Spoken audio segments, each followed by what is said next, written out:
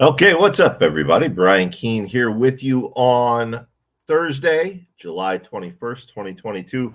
This is, of course, a patron exclusive live stream, viewable right now only by patron subscribers. Only patron subscribers can ask questions. At a later date, of course, we'll make it viewable to the public as well. Tonight's cigar is a Drew Estate Tabaki Special. I probably mispronounced that, but where's the camera? There it is. But I'm a hillbilly, so I don't know. That's how it's spelled. Tonight's bourbon is Knob Creek on the rocks. Howdy, Efren. Nice to see you. We're gonna give it a moment here and let everybody roll in. So if you have a drink, imbibe, for the record, yeah, I'm drinking bourbon, but I also have an iced tea here, and I have a water over here on standby. So I'm not a full blown alcoholic or anything. Hello, Jim. Nice to see you. So, all right, let's start things off with cool things from my library. We did this during the last live stream, and people really liked it. So we will do it again tonight. Instead of showing you my stuff, we're going to show you some of J.F. Gonzalez's stuff. Not only J.F. Gonzalez's stuff, but we're going to show you some super, super rarities. And I realize as I say that, there's one that I wanted to grab and I forgot. So give me a moment. Look at the office. I'm going to go grab it. Cats, hop up there and entertain the people.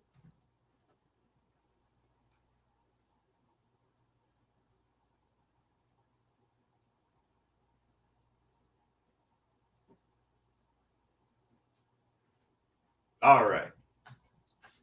I see the cats failed me. They did not hop up and entertain you. All right. First item. The day Hannah met Cthulhu. And I know the lighting in here sucks. There we go. That's where it needs to be. This is a chapbook that Jesus did on lulu.com. He self-published it. It was a story that he wrote for his daughter, Hannah. It was a bedtime story that he made up and told her one night, and she loved it so much that he wrote it down. He had it illustrated.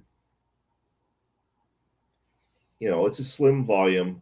It is just beautiful. It's lovely. It's extremely rare. I think he made 12 copies of this. It was in 2004. I think there are 12 copies in existence. So yeah, you probably never see it pop up on eBay, but super rarity. So if you're a fan of his, I thought you'd like that. Here, this light is fucking with me tonight. All right, well, there we go. There you can see it. This is an ebook of Clickers, the original Clickers by Jesus and Mark. It is on a floppy disk. For you folks in the audience under the age of, 30, 35, floppy, I don't even know how the hell to explain floppy disk to you. They were kind of like a CD-ROM, but you might not even know what a CD-ROM is. Anyways, what you're looking at here is one of the very first ebooks. It was published by a company called Hardshell Word Factory. Jesus's Conversion. Now, this is on CD-ROM, published by eBooks on the Net, and Shapeshifter, which he did himself. He did this version through XC Publishing. Very early ebooks, long before the technology existed like we have it today with Kindle and everything. But yeah, this is genuinely one of the world's first ebooks. Clickers was one of the first ebooks. You can fact check me on that if you like, but there you go. Very cool items. So now that we got people coming in, let's get to this week's questions. And you all had a lot of them. Some really great questions. We're going to take our time with them. At the end, if there's time left, we'll do questions from the chat too. So we start with Henry. He asks, when I introduce you to people, I always say he's our area's Stephen King. You need to check him out. How would you tell someone who never read one of your books what you're like? Well, that depends. If you're talking about telling someone who's never read my books and you want them to read my books, I would say it depends on what they like. And that's always the question. That's always the question that I ask people when I'm doing a signing, let's say at a mall or a bookstore. Somebody comes up and says, I've never read your stuff. Recommend one to me. I say, well, what do you like? Because I'm all over the map. You know, if they're looking for something bloody, you know, Rob Zombie-esque, then I'm probably going to steer them towards, you know, The Complex or Kill Whitey. If they don't like horror, if they like crime, I might steer them towards Terminal. If they're a Romero fan, of course, you know, there's many zombie novels I've written that I steer them towards. If they don't read horror or crime at all, let's say they're into fantasy, I'll point them to The Lost Level or the Bastard series. If they say, well, I don't read fiction, I only read nonfiction, I read political commentary. Well, here you go. End of the road, trigger warnings, unsafe spaces. So it depends on what they're into reading. If they like Dean Koontz, for example, I may suggest some of my quieter stuff like Alone or The Girl in the Glider. If you're saying describe myself to them, and they're here in our area, because Henry, you live here in the area too, then I might say, you know, I'm the writer guy that everybody talks about that lives down there along the river amongst the rich people, even though I myself am not rich. I'm sort of, Mary and I are sort of their token artists in the community.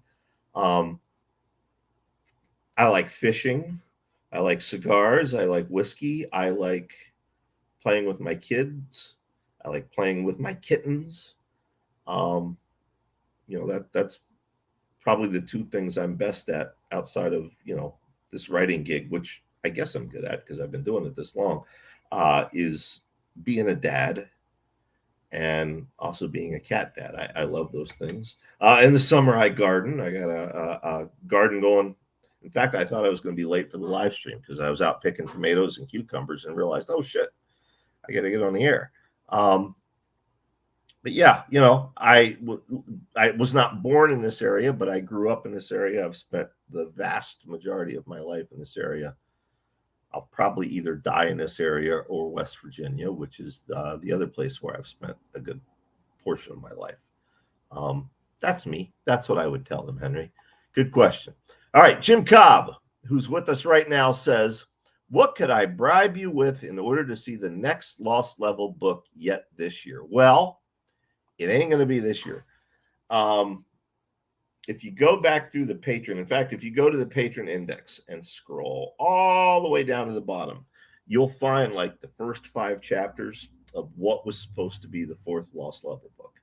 And I guess I should probably move those to behind the scenes because they're not going to be the first 4 chapters of the next Lost Level book. I know exactly what the next book is about beneath the Lost Level. You know, we've hinted throughout the series, or I should say I've hinted throughout the series that there's these weird tunnels underneath, and sometimes they hear machinery and things underground. I know what all that is. I thought I knew how I wanted to tell that story, and I got about 4 or 5 chapters in, and I realized, no, this is not the way to do it. So I'm completely rewriting it. I have it all up here, and I know how it's going to go now, and it's going to come fast. But I haven't had a chance to work on it, and I won't until I get Gwendy's Button Box finished and the edits on Invisible Monsters finished. But once those are done, we're going to circle back around to it. So good question, Jim. Thank you for that. Efren also hanging out in the chat tonight. What's the process to get your books to audiobooks? Do you have any input? Yeah, absolutely I do. Primarily, I publish my audiobooks through Crossroad Press. I've also done a few with other publishers. Dave at Crossroad are fantastic. I've known David now Wilson for, my gosh, I guess almost 25 years now. And he's an author who I looked up to and admired before I ever started getting published. So, you know, I have a very good working relationship with him, and I have a very good, deep friendship with him. So yeah, I mean, he gives me input. He lets me help decide who we should pick for a narrator. I mean, it would be very easy to have Chet Williamson narrate every single one of my audiobooks, but you know, Chet's busy. We can't get him to do every one of them. And quite frankly, there are some books that would need a different voice than Chet's. For example, The Seven. You know, that we went a different route with that. But I've been super happy with every narrator I've had. But that's about the limit of my input. If you get into some of the original audio series that I've written, like Thor, Metal Gods, and Silverwood, The Door, not much input. Well, Thor, not much input at all.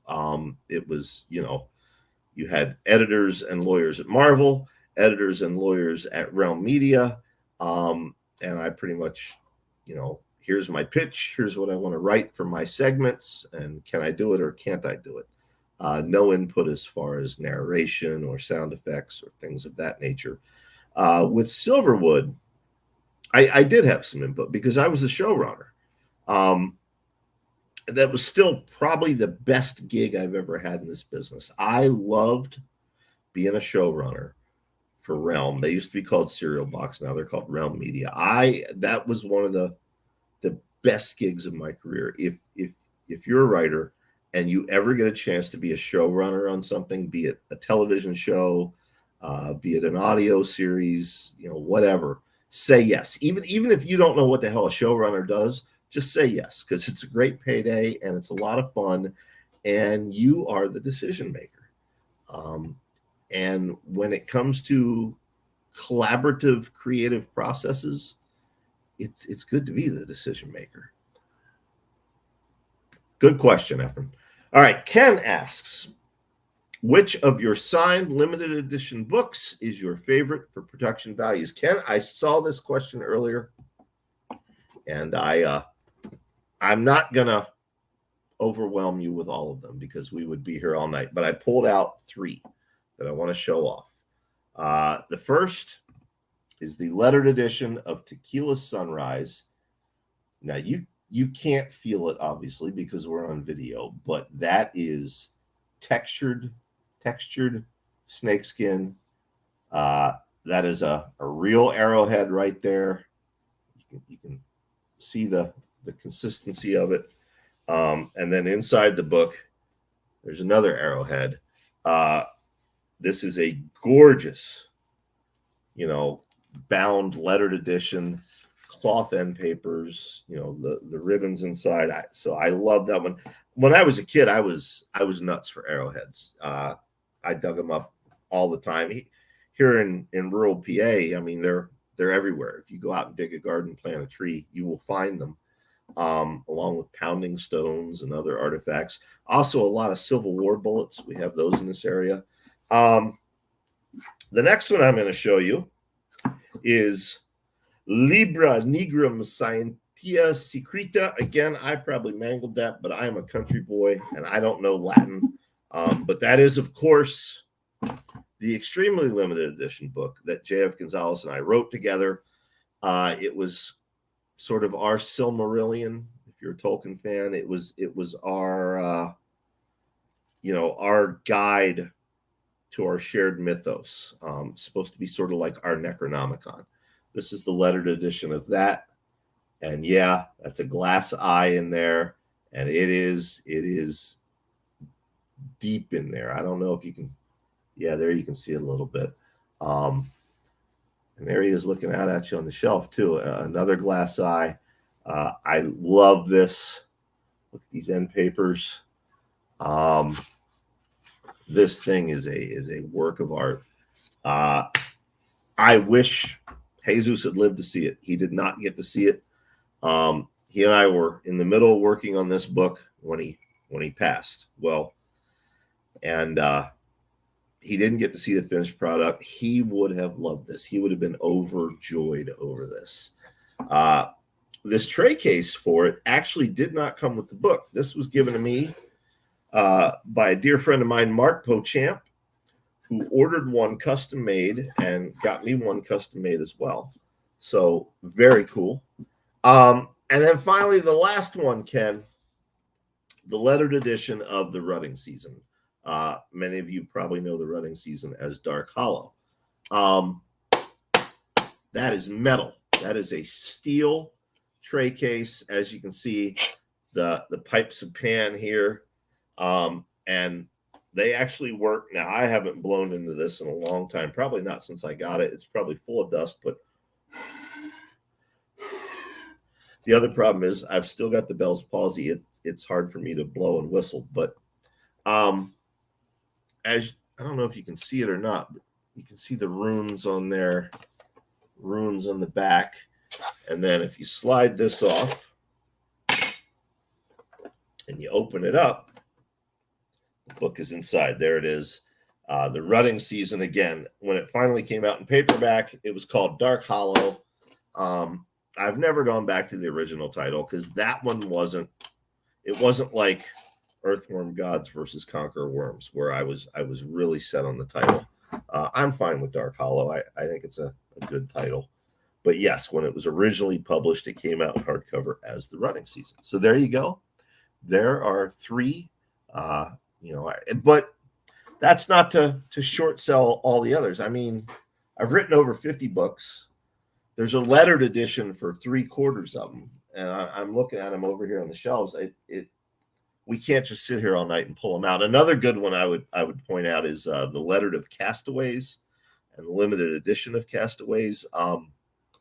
While you're here on YouTube, if you go to my behind the scenes playlist, there's one where I explain the different kind of books, limited edition versus trade hardcover versus trade paperback, mass market paperback, etc.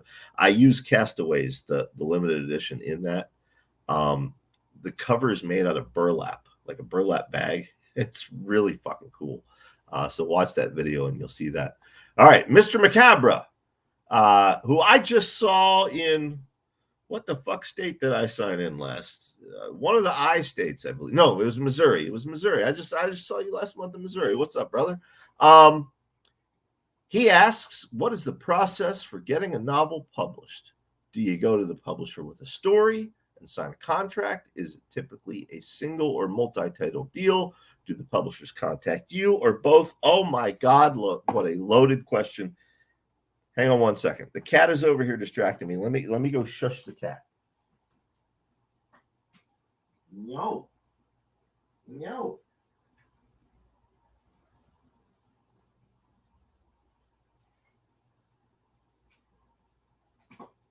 You lay there. Be a good boy.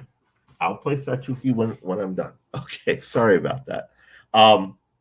He as I wrote in my newsletter, he has an eye for these water caps, and he's sitting down there staring at it and meowing. He wants me to toss it. But anyway, all right.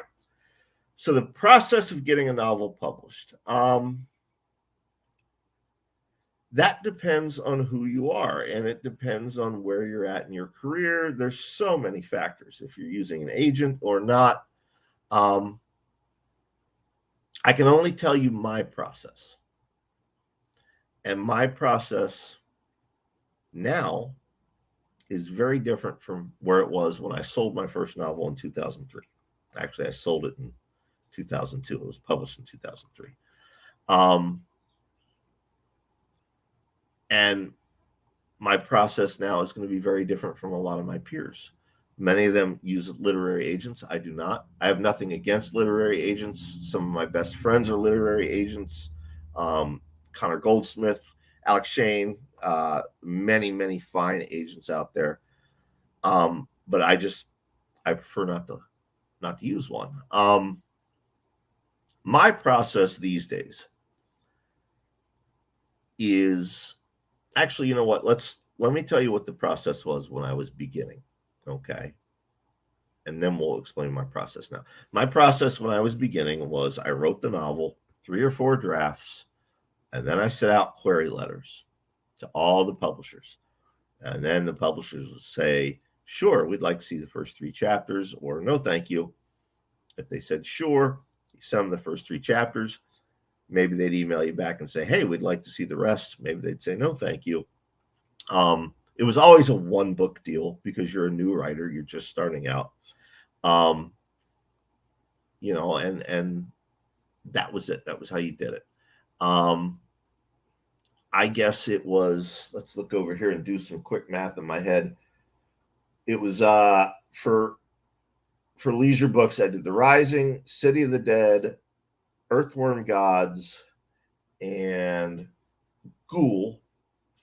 And after Ghoul, they offered me a 4-book deal.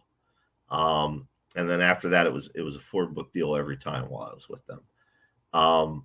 They did that because, quite frankly, I was making them money. My books were selling extremely well. Some of us are old enough to remember back in the day when I used to hit the bestseller list, and I wasn't just some middle-aged dude doing a live stream on a Thursday night. My books sold great for them, so like every time I would renew the contract, it was another 4-book deal, and it was always more money, et cetera, et cetera. These days, how I do it is I'll either write the novel and then just say, hey, who wants it? Or I'll contact a publisher beforehand. And I'll give you a great example. Just today, I got an idea for a follow-up to End of the Road. I haven't written a word of it yet because I just got the idea today. But I emailed Rich Chismart, Cemetery Dance, and I said, hey, I got an idea for a follow-up to End of the Road. Do you want it? If Rich says yes, I'll get paid before I write him the book. It's that easy. And then he'll get the book and he'll publish it and he'll make money and I'll make more money and we'll all be happy. But, I'm not trying to sound arrogant. I'm not trying to sound cocky. What I'm saying, Mr. Macabre, is I am extremely privileged. I am privileged as fuck, and I recognize that. And I'm not talking just about the privilege that comes with being, white dude in this industry. I'm talking about the fact that, I've got a proven track record for sales. I've got a very loyal readership, and I appreciate each and every one of you. And that allows me to get away with just, calling up a publisher and saying, hey, you want to do a book? And that's pretty much how I do it these days. You had another question. Have you written a werewolf story? If not, when can we expect one? That's a great question. I get asked that all the time. I've not written a werewolf story.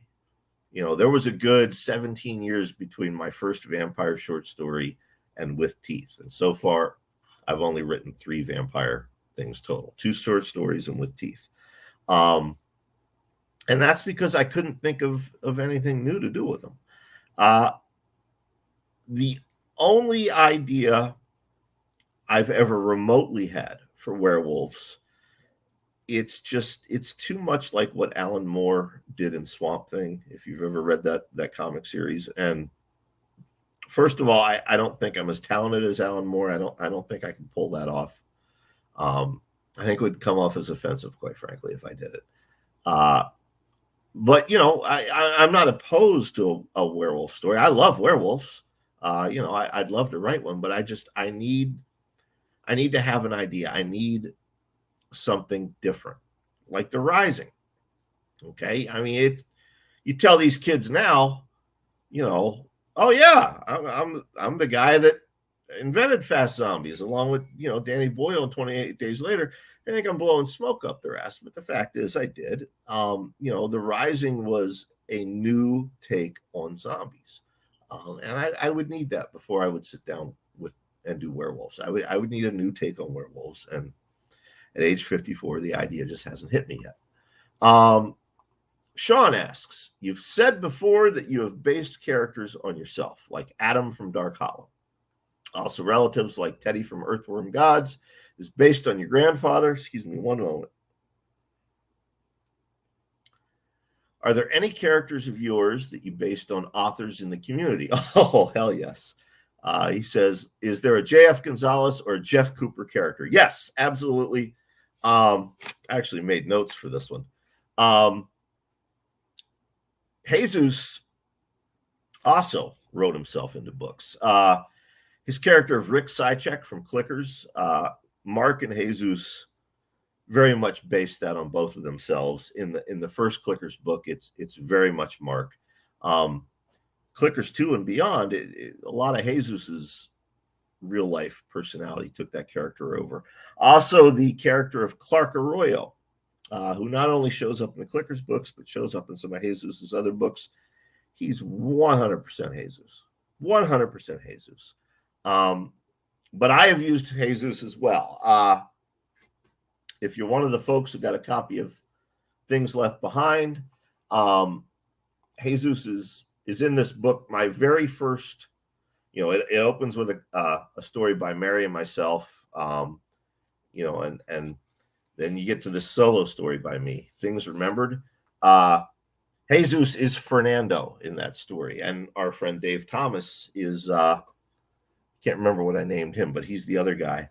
And Jeff Cooper is Wayne in that story. And if you don't have that copy of the book, it's available on Patreon. Just go to briankeene.com, click the Patreon index, go down to short stories, find Things Remembered, and you can read it when we're done here. Coop is also Troy in Castaways. And you know how Troy is looking for his beloved Cap the whole time?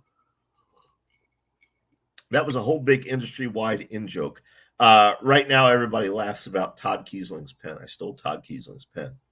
We did something similar to Coop back in 2000.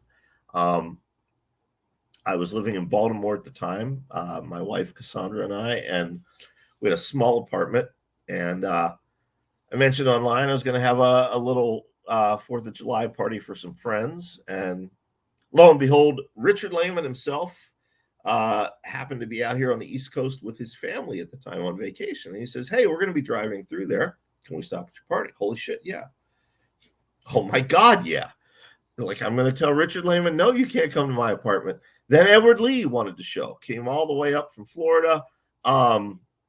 Daniel Harms, Lovecraftian scholar, comes down from upstate New York. Linda Addison, Gerard Warner show up. It becomes chaos. There must have been 50, 75 people there from all over the country.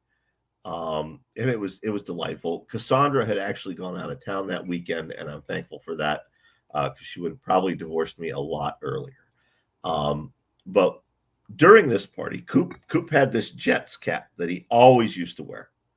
And Kelly Lehman, daughter of Richard Lehman, stole the hat, gave it to her dad, and Dick Lehman took off with Coop's hat. And Coop never went anywhere without this cap. So he was apoplectic. He was distraught. He didn't know where his cap was, and he didn't know that Lehman had it. And nobody told him that Lehman had it. And then what starts happening is about every couple weeks, Coop would get a photo in the mail. He gets a photo from Bentley Little with Bentley Little wearing the hat. He'd get a photo from Ray Garton with Ray Garton wearing the hat. Joe Lansdale wearing the hat. Then he gets a video in the mail, and it's the hat tied to a chair, like in the scene from Reservoir Dogs, with a beautiful woman with a razor knife dancing around it to Dealer's Wheel, stuck in the middle with you. This goes on and on. Finally, Kelly Lehman writes a letter to David Letterman, who's doing his late night show at the time. It's for the mailbag segment. She says, "Dear Dave, during the holiday, my friend Jeff Cooper lost his hat. Can you help him find it?" And Letterman grins at the camera, pulls Coop's hat out, and says, "Actually, Jeff, I stole your hat." And then there's this skit where he returns the hat to Jeff. The actor they had playing Coop looked nothing like Coop. I think that's the funniest part of it all. altogether. But yeah, this became an ongoing thing. If you have the Cemetery Dance edition of Night in Lonesome October by Richard Lehman, you will see the Jets cap on the cover of that book. So I told you that story to answer your question. The reason I made Troy in Castaways a fictional version of Coop is because Castaways was my tribute to Lehman, and I could not do a tribute to Lehman without doing a tribute to what I still think is one of the best practical jokes I've ever seen in this industry or outside of this industry. So Troy, all throughout the book, he's looking for his cap. That was a nod to Coop. So there you go. All right, let's go to our next question. Benjamin asks, will you ever do more Earthworm God selected scenes in the future? Sure. Probably not in the near future, but yeah, I've actually been thinking about doing another selected scenes books. I don't know if it'll be Earthworm Gods. I was thinking like maybe the Complex or the Cage or Dead Sea universe, or maybe Darkness on the Edge of Town universe. You guys let me know. You let me know on Twitter, you let me know here in the comments, or let me know on Patreon. Maybe, you know what, maybe we'll actually do a poll on Patreon and see what universe you'd like. But again, it's not going to be for a while. I'm looking up here at my whiteboard. I got to finish Gwendy's Button Box. I got to finish Invisible Monsters. And I'd like to get Island of the Dead and The Labyrinth Book 3, at least their first drafts done before I would tackle anything like that. But yeah, I'm not opposed to doing that. I love doing those stories for people. I love doing those personalized short stories. They're one of my favorite things to write. Thomas asks, I know many people consider Richard Matheson to be the grandfather of end-of-the-world zombie fiction. I would agree. Did he influence you, and did you ever meet him? Did he influence me? Sure. He's influenced everybody. If you look at the writers who directly influenced me, Steve King, Dick Lehman, J.M. DeMatteis, Steve Gerber, F. Paul Wilson, they were all influenced by Robert Bloch, Richard Matheson. You can't be writing horror fiction today and not be influenced by Matheson, even if you've never read Richard Matheson. You're still being influenced by him. That is how deep and how wide his impact on this field has been. Did I ever meet him? Sadly, I never got to meet him. I know his son, RC. I've hung out with RC many times, but I never got to meet Matheson. The one time I was out in LA, and a friend of mine was going to make it happen, and he was just too sick, and I didn't get the chance. Big regret. But yeah, I'm a huge Matheson fan. I've got most of his bibliography in there. Maybe we'll pull those out for the next live stream. We'll pull out some Matheson rarities. In fact, Mary took off to Nikon today, where she's a guest of honor. It's taking place this weekend in Massachusetts. 6-hour train ride, and she took along Matheson's Shocks paperback and Robert Bloch's Mysteries of the Worm in paperback, both first edition paperbacks. I really hope she doesn't leave them on the train. All right, TW asks, I'm enjoying Island of the Dead. How far are you through the story? Will this end up being published as a single book or a series later on? And will you be putting it out through a publisher and other formats once it's complete? On Vela. Great question. I'm enjoying Island of the Dead too. Way more than I thought I would. We are about 32,000 words into it. I have a target of about 70,000 words. So we're not quite halfway through. But as you can see, without spoiling it for people who haven't read it yet, things are picking up again, and things are about to go ape shit. As far as a series, I don't know, because quite frankly, I had no plot for this book. I've been making it up as I go along. Like the bit with the Atlanteans, I didn't know that ahead of time. It came to me while I was writing it. Same thing with the ants. Came to me while I was writing it. I don't know. I'm really starting to like this character Enar and some of his companions. I'm not sure all of his companions will make it to the end of the book. In fact, I know they won't make it to. Not all of them will make it to the end of the book, because otherwise, you know, where's the suspense for the reader? But yeah, maybe there will be other books featuring, you know, at least Enar and maybe some of the supporting cast. But I don't know what the plot to them would be yet. But yeah, I'm having a blast writing this. I'm still not crazy about Kindle, Amazon's Kindle Vella platform. If you want to know why, go to the patron index at briankeene.com, scroll down to nonfiction, and you'll see two different essays, or it's either nonfiction. Actually, no, it's under writing advice. Two essays I've written, writing advice essays about my experiences with Vella.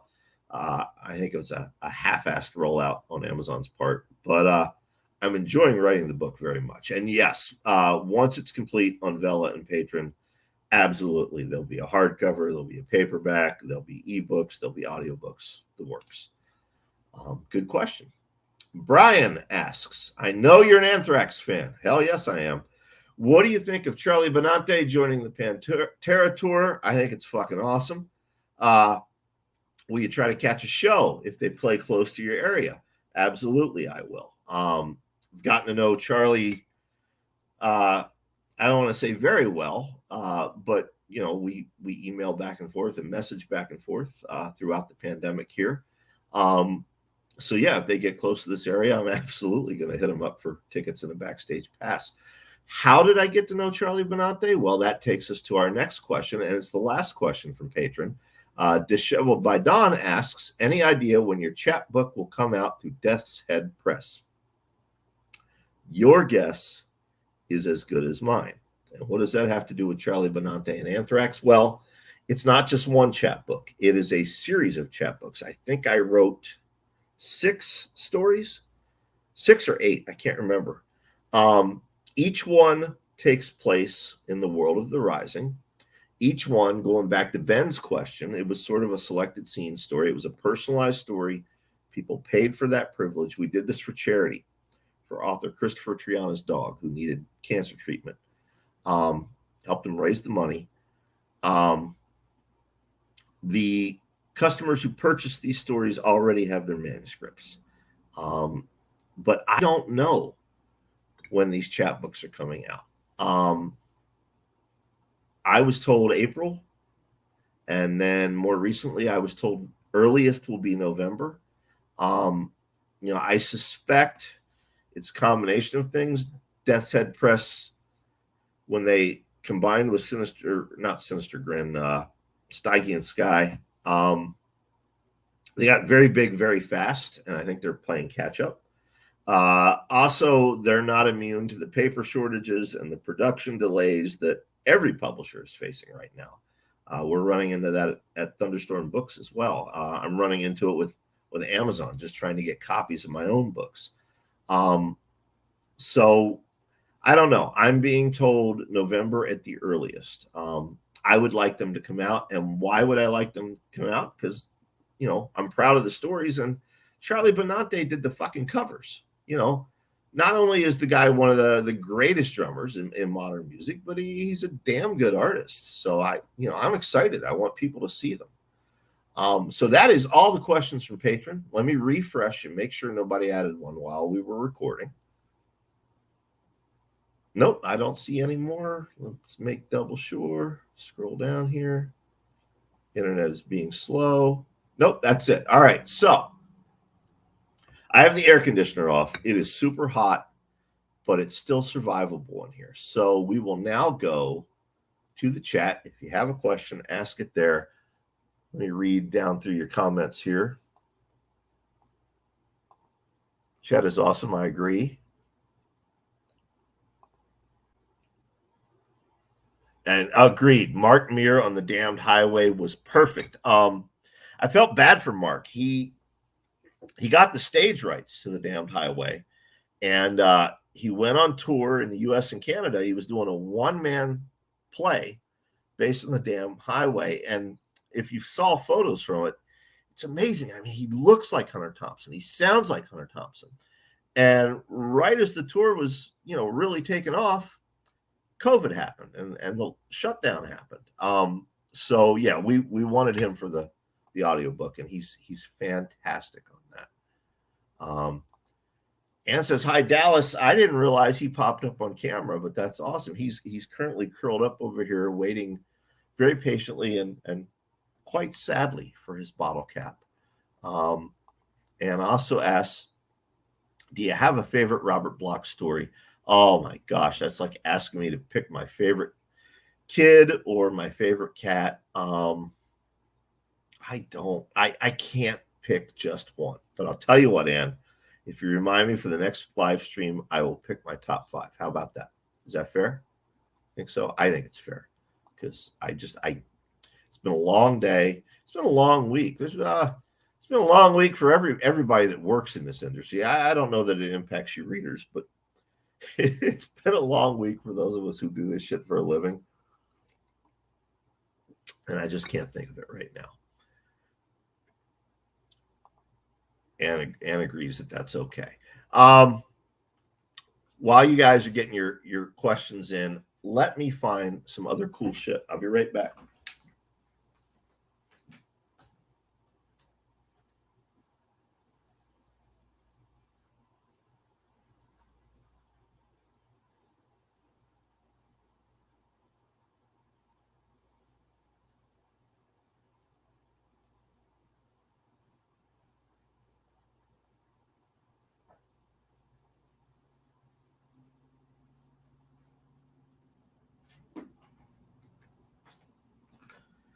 It's not quite the answer to your question, Ann, but here are 2 really cool rarities, both Arkham House editions. Robert Bloch's Pleasant Dreams, which is a great collection. Instead of stories by Robert Bloch, they put nightmares by Robert Bloch. Where the fuck is the camera? And why does it fade out? We got to work on the lighting in this office. The other one is Flowers on the Moon and Other Lunacies, also by Robert Bloch. 2 very, very cherished books of mine. I'm working on trying to get an entire Arkham House collection. I'm nowhere near complete. Cullen Bunn, if you're a fan of Cullen Bunn, he has probably the second most impressive Arkham House collection I've ever seen. I was ogling it last month when I was at his house. All right, now I see questions coming in, so let's jump to those. When will you be showing up at KillerCon? This is going to be a quick trip for me. I'm getting in Friday, and I have to leave Sunday. So I won't be there long. I've got family stuff going on, and I've got something related to the trip to KillerCon and the trip home that I can't talk about yet. It may or may not have to do with that end of the road follow-up that I mentioned earlier. So stay tuned. You'll find out. Time, money, and rights be damned. If you could play in any sandbox out there, what character or universe would you want to explore in a novel? I used to say John Constantine Hellblazer, but I actually did get to use him in that Justice League zombie story. I only got to use him for 2 pages, but it was a damn good Constantine adaptation, if I do say so myself. Man, I don't know. That's the thing. I've been so lucky to play in many of the sandboxes that I like. Doctor Who, the X-Files, Aliens. I've played in all those. Phantasm, Evil Dead. I've played in those. Of course, now I'm playing in Castle Rock. As a fan, it doesn't get much fucking better than that. I'd love to do an actual Batman. I mean, I've done Batman twice for DC, but they were one-offs, Elseworld stories. I pitched DC a Killer Croc miniseries, where Batman, basically Killer Croc breaks out of Arkham and he's heading south to Louisiana, and Batman, it's it's a return to the detective aspects of Batman. Batman's trying to track him. But DC didn't want to do it. I don't. These days, there's not a lot of superheroes that I would play in anymore. Conan, I'd love to take a stab at Conan the Barbarian. And Thundar the Barbarian, yeah, abso-fucking-lutely. But the rights to Thundar are a mess. Commandy, I actually pitched. I pitched DC Commandy, but they didn't go for it. So yeah, I don't. Like I said, I'm playing in Castle Rock. I don't think it gets better than that. I can't think of anything other than that. So, if I pop from a heart attack tomorrow, I got to play in Castle Rock. So it's kind of a downer of an ending for the live stream, but I guess that's it. So thank you guys. Appreciate it as always. I appreciate your support on Patreon. Please do use that patron index. It is a pain in the ass to update, but I try to keep it updated daily, if not daily, then every other day, because there's a lot of stuff on Patreon, and I don't want you to miss it. It's all there. You're paying $5 a month, access it and read it. So I'm going to go ahead and close this out, and we will get it posted to Patreon as soon as we're done, and we'll see you back here next time. Peace.